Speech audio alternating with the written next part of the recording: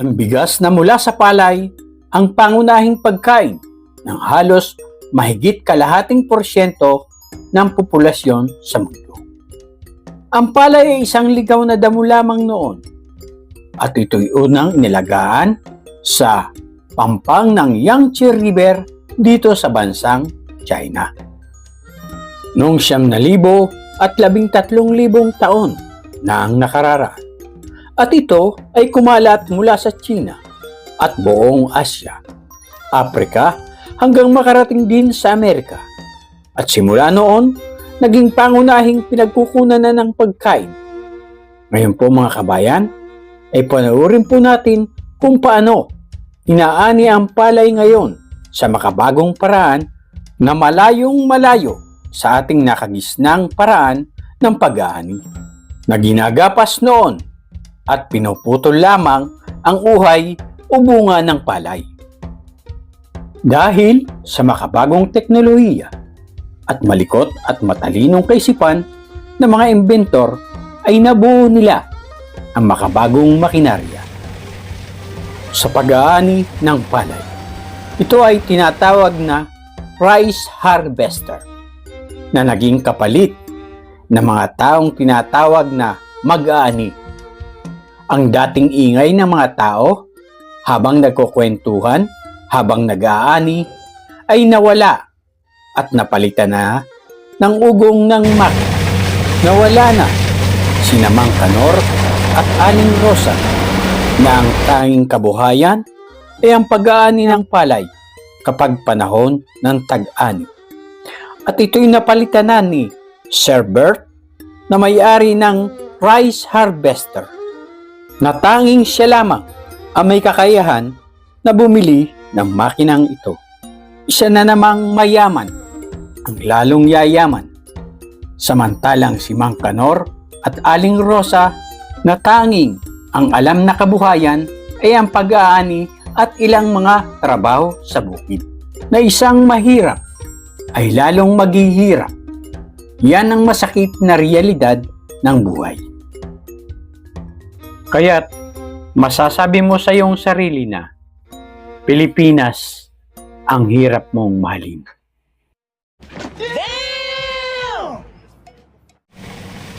Ito po ngayon ang ginagamit nilang rice harvester na Kubota brand. Ito po ay gawa sa bansang Japan ng Kubota Corporation na eksperto sa makabagong makinarya tungkol sa pagsasaka. Sako agad ano? Ano yung palay na agad? Nag-iit na agad no? Hindi katulad ng bibiitin mo pa bago magpapala tagal. Ano yun? Hindi na aalisan ng ipa? Aalisan pa ng ipa, wala na? Sabay na rin yung parang papahangin na no? Sabay na yan. Ayon po sa ating kaibigan na taga rito po at nakakaalam po sa Kubota rice harvester, ayon po sa kanya ay hindi na daw po pahanginan para maalis ang ipa. Napakabilis po ng proseso pala nito. Kaya po pala, mas pinili ng mga magsasaka rito si Sir Bert na tawagin kaysa Pinamang Kanor at Aling Rosa. Bukod pa doon mga kabayan, ay ilang tao lamang ang kakailanganin upang maisagawa ang pag-aani sa maigsing panahon lamang. Hilingat din ang palay. At saka hindi na kailangan ng maraming tao upang mag-ani.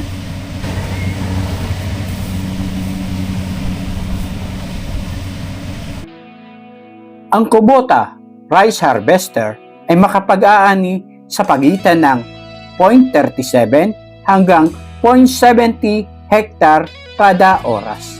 At depende pa rin po yan sa modelo at laki ng Kubota rice harvester. Napakabilis po ng pag-aani mga kabayan. At sa loob po ng isang araw, ang isang Kubota rice harvester ay makapag-aani ng 3 hanggang 9 na hektarya bawat araw. Napakalaking pakinabang na imbensyon sa pag-aani ng palay. Ngayon po mga kabayan, ay alamin po natin ang mga taong nasa likod na makabuluhan at kapaki-pakinabang na imbensyong ito. Alamin po natin ang kasaysayan. Pero bago po natin buksan ang aklat ng kasaysayan, ay magpasalamat po muna tayo sa isang tao. Ito po si Mamerto Balanday, ang taong tumulong sa atin upang maisagawa ang dokumentaryong ito. Alam niyo ba mga kabayan, na ang unang nakaimbento ng rice harvester ay si Hiram Moore at John Haskell noong 1830. Matagal na palang naimbento ang rice harvester at ito'y isinaayos at ginawang moderno noong 2014 upang mapabilis ang produksyon ng palay. Sa bansang produksyon ng palay, ang pangunahing nagpapatakbo ng ekonomiya tulad ng Vietnam ay sumibol ang isang inventor ng makabagong rice harvester. Ito ay si Hang Pham na isang Vietnamese. Naunahan pa pala tayo ng bansang Vietnam. Nasaan na ang mga Pilipino inventor na ating ipinagmamalaki? Yan po ang mga palay na naanina natin na nakasako na. Hindi na po kailangang giikin o pahanginan upang matanggal ang ipa.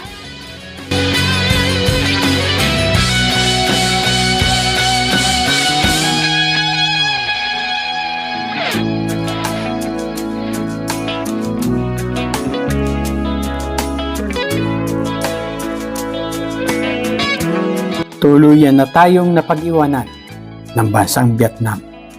Samantalang ayon sa kasaysayan, sila ay nagsipag-aral ng agrikultura sa Universidad ng Pilipinas.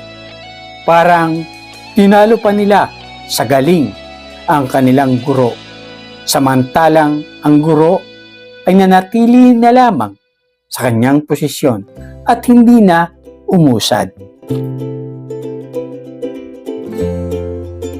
Alam niyo ba mga kabayan, na darating ang araw na mawawala na rin ang mga rice harvester na ito dahil sa mawawala na ang mga bukid na pinagtataniman natin ng palay. Dahil sa ang mga kabukiran ay nagiging kabahayan dahil sa paglobo ng ating populasyon. At bukod pa doon, dahil sa walang suporta sa agrikultura upang palaguin ang sektor na ito. Karamihan sa ating mga magsasaka ay pinipili na lamang ng mga ibang bansa kaysa pagyamanin ang lupa.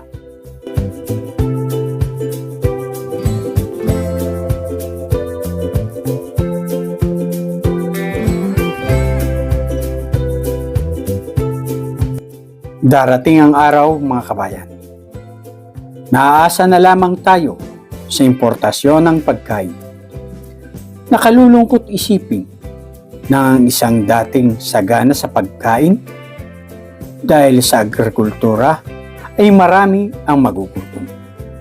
Aanhin mo ang magandang bahay na wala namang pagkain. Mas pipiliin mo pang tumira sa kubo na sagana sa iba't ibang uri ng pagkain.